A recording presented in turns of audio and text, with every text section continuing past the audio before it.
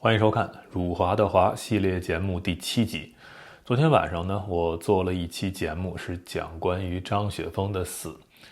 那么是我这个频道的第1091期节目。做了这么多节目第一次被油管强制移除下架，并且给了一个最严重的警告，还强迫我去进行学习，就是让我做了7道题，给我讲整个油管的社群规则，以及我的言行是对这个死者进行了一个骚扰。那我实际说了什么呢？他指出我在第1分39秒的措辞违反了这个规则。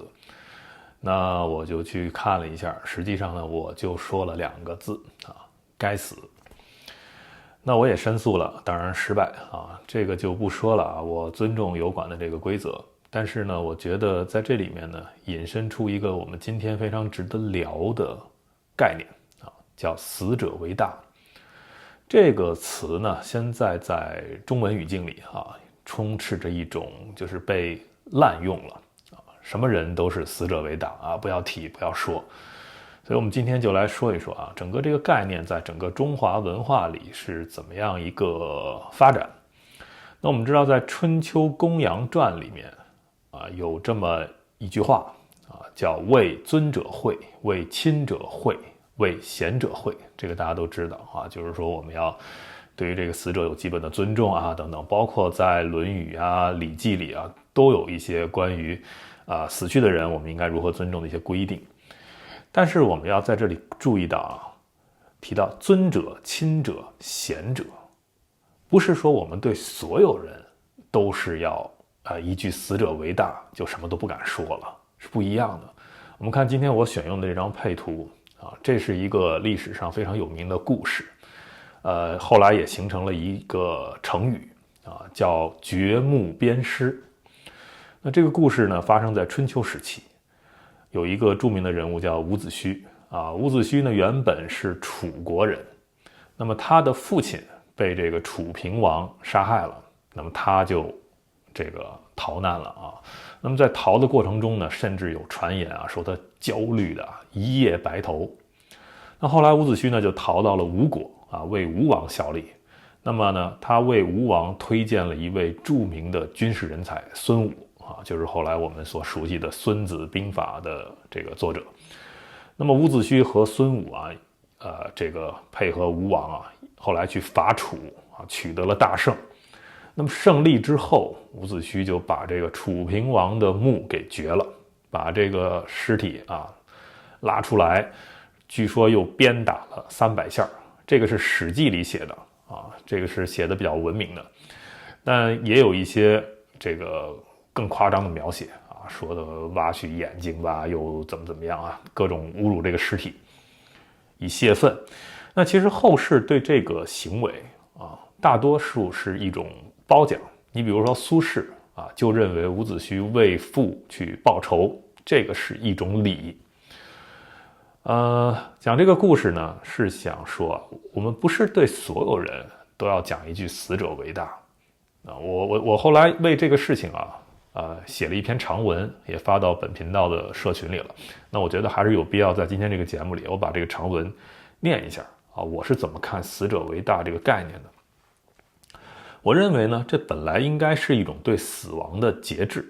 不是对恶的赦免。这句话如果被用来要求所有人一律闭嘴，不许追究，不许批评，不许清算，那它就从一种人情变成了道德勒索。在中国文化里，死者为大背后其实混了几种东西一种是丧葬伦理，人死之后，活人暂时收敛争执不在灵前失态，给家属留一点面子与哀悼空间，这是可以理解的这代表了一种文明性。但是另一种呢，是把人已经死了直接就变成他就所有的是非到此为止，那这就有问题了。因为一个人的死亡并不会自动改写他生前做过的事儿，坏事儿不会因为他断气了就变成好事儿，受害者的痛苦也不会因为加害者死了就突然失效。所以真正该分开的是2件事一个是可以不在对方刚死的时候猎奇羞辱，还有一个事儿呢是不能因此停止事实判断与道德评价。那我觉得在这个点上也是油管非常奇怪的啊，有很多的博主啊再去探讨这个张雪峰的死因是什么，有各种的谣言，各种的猎奇般的羞辱，但是这些频道和节目都没有问题啊。但是我是在追讨他的一个事实判断和一个道德评价，但是就有问题。那我认为对普通人啊，尤其是不是这个大奸大恶的人啊，我倾向于保留一点死者为大的节制啊，不是因为他们死了就神圣了，而是因为死亡本身是一个结束啊，那活人没必要去踩着他们的尸体取乐了。但是啊，刚才那个标准是对所谓的尊者、亲者、贤者啊，或者一些一般的普通人而言的。但如果是对一个坏人，那就不能用这个标准，尤其是生前明确伤害过很多人的，那么掌握了权力而作恶的人，靠谎言、暴力、压迫获利的人，那我觉得我昨天那期节目针对的就是这样的人。那么以及死后还可能被洗白、被神化、被拿来继续压人的人。那昨天这个案例也有可能是这样，因为我们看到墙内有大片的去悼念他的、怀念他的，甚至神化他的这种舆论的变化，对吧？这个都是我们要警惕的。